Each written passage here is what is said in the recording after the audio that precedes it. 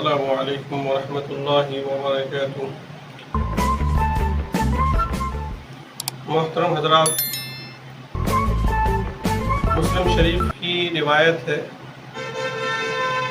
جس روایت کو حضرت ابو ہریرہ رضی اللہ تعالی عنہ نے فرمایا ہے۔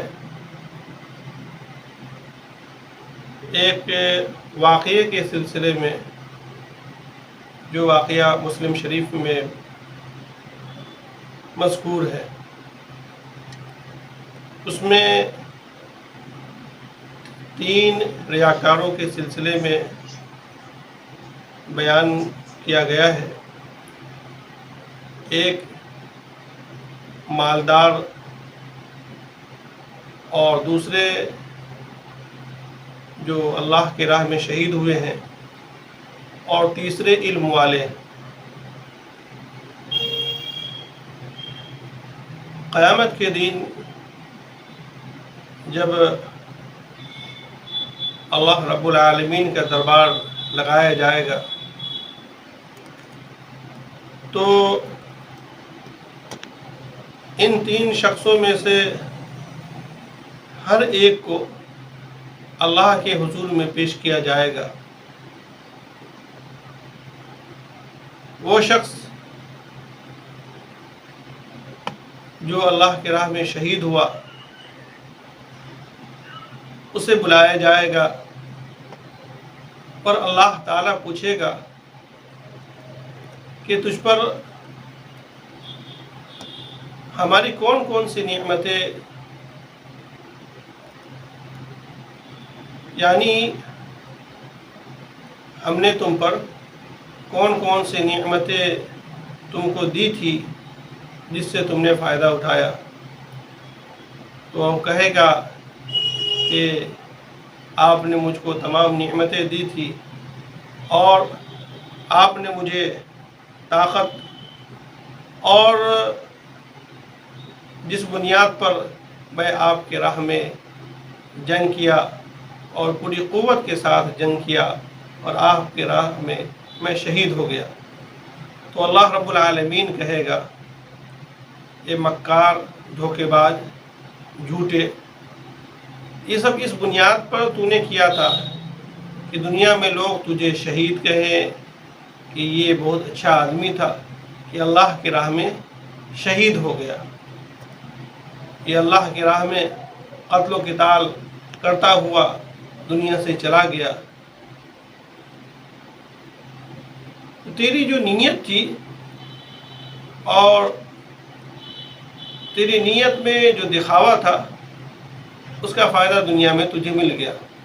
دنیا میں بہت سارے لوگ تجھے شہید کہے اور بہت تو بہادر کہلایا، یہ سب چیزیں ہو گئی۔ وہ چیختا پکارتا رہے گا، اس کو فرشتے منہ کے بل گھسیٹ کر جہنم میں ڈال دیں گے۔ دوسرا شخص جس کو اللہ تعالیٰ نے علم عطا فرمایا ہوگا، اسے لایا جائے گا۔ پھر اللہ تعالیٰ نے اس شخص پر جو نعمتیں دی تھی، اس نعمتوں کو یاد کروائے گا۔ اس شخص کو وہ تمام نعمتیں یاد آ جائیں گی۔ پھر اللہ تعالیٰ کہے گا کہ تو نے ہماری نعمتوں سے کیا فائدہ اٹھایا؟ وہ کہے گا، اے رب العالمین، میں ہر وقت قرآن مجید پڑھا کرتا تھا اور دوسروں کو پڑھاتا تھا اور اس پر عمل کرتا تھا، اور میں نے بہت سارا علم حاصل کیا اور دوسروں کو فائدہ پہنچایا۔ تو اللہ رب العالمین کہے گا، مکار، دھوکے باز، یہ سب تو نے دکھاوے کے لیے کیا تاکہ دنیا میں لوگ تجھے حافظ کہیں، قاری کہیں، عالم کہیں۔ جس نیت کے ساتھ تو نے حاصل کیا، اور تیری نیت میں جو کچھ اور جو بات بھی تھی وہ تجھے دنیا میں حاصل ہو گئی. دنیا میں لوگ تجھے بہت بڑے بڑے ڈگریوں سے یاد کیا کرتے تھے اور تیری نیت بھی وہی تھی. تو اللہ تعالیٰ اس شخص کے بارے میں بھی حکم دے گا اور اس شخص کو بھی اوندے منہ گھسیٹ کر جہنم میں ڈال دیا جائے گا. پھر تیسرے شخص کے بارے میں کہا گیا وہ کون ہوگا؟ وہ سخی مالدار. پھر اسے لایا جائے گا.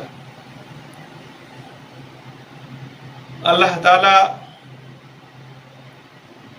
اسے ان نعمتوں کو یاد کروائے گا جو نعمتیں اللہ تعالیٰ نے اسے دنیا میں دی تھی. اسے یاد آئے گا. اللہ تعالیٰ کہے گا کہ تو ان نعمتوں سے کیا فائدہ اٹھایا؟ وہ شخص کہے گا اے رب العالمین، تو نے مجھے بہت سارا مال دیا اور مجھے کسی چیز کی ضرورت نہ تھی، اس لیے تو نے مجھے اتنا مال دیا تھا تو میں بھی دل کھول کر کے تیرے راستے میں خرچ کیا کرتا تھا. جہاں کہیں بھی ضرورت پڑتی تھی تو وہاں مسجد بنوا دیا کرتا تھا، مدرسے بنوا دیا کرتا تھا اور غریبوں میں صدقہ خیرات کر دیا کرتا تھا اور ضرورت مندوں کو اس کی ضرورت پوری کر دیا کرتا تھا. اے اللہ، تو جانتا ہے کہ میں کتنا سخی تھا اور میں کتنا مال تیرے راہ میں خرچ کیا کرتا تھا.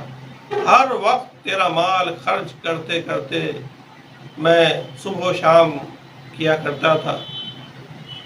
اللہ رب العالمین فرمائے گا اے مکار، دھوکے باز، جھوٹے، تو اس لیے یہ سب کیا کرتا تھا تاکہ دنیا کے لوگ اور دنیا میں تجھے سخی کہا جائے اور تجھے داد و دہش کی بنیاد پر یہ انسان بہت اچھا ہے، یہ شخص ایک مسجد بنوا دی، یہ شخص ایک مدرسہ بنوا دیا، یہ شخص غریبوں کی ضرورت پوری کر دی، یہ شخص تو ہر ضرورت والے کو اس کی ضرورت پوری کر دیتا ہے، یہ تو بہت اچھا آدمی ہے. مگر اللہ رب العالمین کہے گا یہ تمام چیزیں تیری صرف نیت یہ تھی کہ مجھے لوگ سخی کہیں، مجھے لوگ مالدار کہیں، مجھے لوگ ایسے القاب سے پکارے جو پکارا جا چکا ہے. اللہ رب العالمین فرمائے گا یہ سب تو نے اس لیے کیا تاکہ تو اپنی شہرت حاصل کر سکے، تاکہ تیری شہرت حاصل ہو جائے. تیری نیت یہی تھی. تو یہ تمام تیری آرزویں اور تیری خواہش دنیا میں پوری ہو گئی.